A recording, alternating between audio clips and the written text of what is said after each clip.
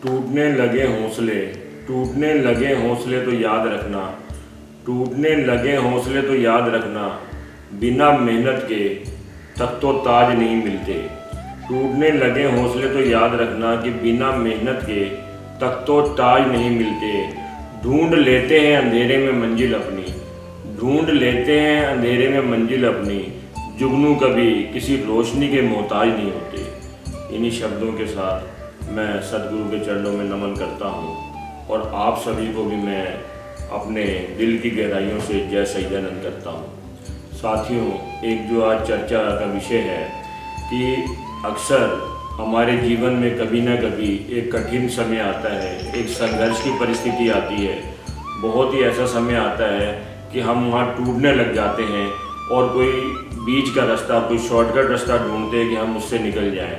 लेकिन वो जो कठिन समय प्राकृतिक परमात्मा हमें देता है, वो संघर्ष का समय हमें देता है, तो उस समय में ना कि शॉर्टकट या बीच का रास्ता ढूंढने के बजाय हमें उस संघर्ष के दौर से बड़े ही सहजता से, बड़े ही धैर्यपूर्वक निकलना चाहिए। क्या पता प्राकृतिक परमात्मा हमारे लिए क्या प्लानिंग कर रखी हो, हमारे लिए आगे क्या मिलने वाला हो, क्योंकि जब संघर्ष या कठिन दौर के बाद कोई ना कोई अच्छा ही परमात्मा ने हमारे लिए सोच रखा हो, वो हमें पता नहीं होता और हम अपना नुकसान कर बैठते हैं।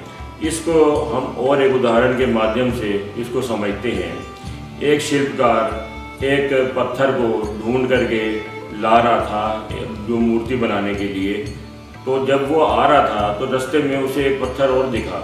वो शिल्पकार ने के मन में क्या आया, उसने दूसरा पत्थर भी उठा लिया और दोनों पत्थर को लेकर के अपनी कार्यशाला में आ गया और अगले दिन से वो अपनी शैनी हथौड़ी औजार लेकर के उस पहले वाले पत्थर के ऊपर चोट कर करके और भगवान की प्रतिमा बनाने लगा। जब वो शिल्पकार उस पहले पत्थर पे चोट करके प्रतिमा बना रहा था तो वो पत्थर 2-4 चोटों के बाद ही उसमें से आवाज़ आई कि भैया मुझे बहुत दर्द हो रही है, मुझे और चोट मत मारो। पर शिल्पकार ने वो नहीं सुना और वो अपने कार्य में लगा रहा। उसके बाद फिर उस पत्थर से जोर की आवाज़ आई कि भाई मुझे और चोट मत मारो, मैं बिखर जाऊंगा, हो सकता है मैं टूट जाऊं। तो इसके बाद शिल्पकार के मन में पता नहीं क्या आया कि जो पत्थर अभी से रो रहा है उसकी उस रोते हुए पत्थर की मैं भगवान की प्रतिमा क्या बनाऊं, इससे भगवान की मूर्ति क्या बनाऊं। तो उसने अपने औजार उठा करके जो दूसरे वाला पत्थर जो उसे रास्ते से मिला था उसके ऊपर चोट करके मूर्ति बनाने लग गया। तो जो वो दूसरा पत्थर था वो सारा दर्द सहता रहा और उसने कोई भी प्रतिक्रिया नहीं की और वो आराम से पत्थर पड़ा रहा, जैसे भी शिल्पकार उसको तराशता रहा। कुछ ही दिनों बाद जो दूसरा पत्थर था उसकी एक बहुत ही सुंदर भगवान की मूर्ति तराशी गई। कुछ ही दिनों बाद जो पास के गांव से जो समिति के कुछ लोग आए, उन्होंने उस गांव में एक मंदिर बनाया था। उन्हें मंदिर के लिए भगवान की प्रतिमा चाहिए थी, तो वो लोग उस प्रतिमा को पसंद किया और उन्होंने उसके मुँह मांगे पैसे उस शिल्पकार को दिए। जब वो प्रतिमा लेके चलने को ही थे तो उनकी नज़र उस पहले वाले पत्थर पर भी पड़ी जिसको शिल्पकार ने पहले तराशना शुरू किया था।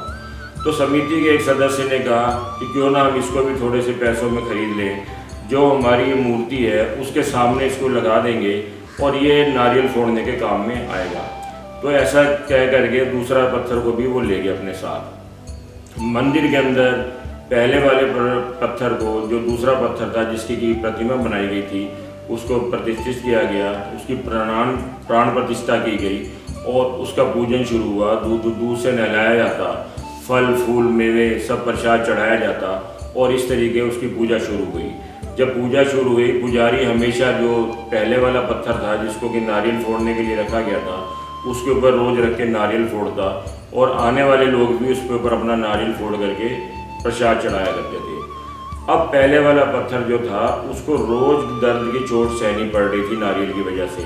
तो एक दिन एकांत में उस पत्थर ने दूसरे पत्थर से कहा कि भाई तेरा भाग्य बड़ा अच्छा है, तुझ पर लोग फल फूल मेवे चढ़ाते हैं, तुझे दूध से नहलाया जाता है, मेरे ऊपर तो ला ला के रोज चोट मारते हैं, रोज नारियल फोड़ते हैं, तो मुझे तो भाई बड़ी पीड़ा होती है। तो जिसमें भगवान की प्रतिमा जो बनी हुई थी, दूसरे पत्थर ने बड़े हंस के जवाब दिया कि भाई पहला चांस तो तुझे मिला था, शिल्पकार तुझे उठा के लाया था, पहला तराशने का काम उसने तेरे ऊपर किया था, लेकिन तू उस समय दर्द ना सह सका, तू चोट ना सह सका। अगर तू उस टाइम थोड़े से दर्द, थोड़ी सी चोट को सह लेता तो आज मेरी जगह तू होता। तो उसके बाद समझ में आई कि भाई गलती उससे हुई है तो उसने अपने आप को एक सकारात्मक विचार में परिवर्तित किया। उसने शुक्र मनाना शुरू किया कि शुक्र है शिल्पकार मुझे जंगल से उठा लाया, कम से कम मैं जंगल में ठोकरे तो ना खाता, आज मैं मंदिर में तो पड़ा हूँ, मंदिर के किसी कोने पर हूँ और मेरे ऊपर चलो प्रसाद के रूप में नारियल फोड़ा जा रहा है। तो इस तरह से उसने अपने आप को संतुष्ट कर लिया। जब उसने संतुष्ट कर लिया तो कहते हैं सकारात्मक जो ऊर्जा होती है उसका प्रवाह चारों तरफ होता है। तो अगले दिन से आने वाले लोगों ने भी उसके ऊपर प्रसाद रखना शुरू कर दिया, फल फूल रखने शुरू कर दिए। इस तरह थोड़ा थोड़ा उसके ऊपर भी फल फूल और प्रसाद चढ़ने लगा।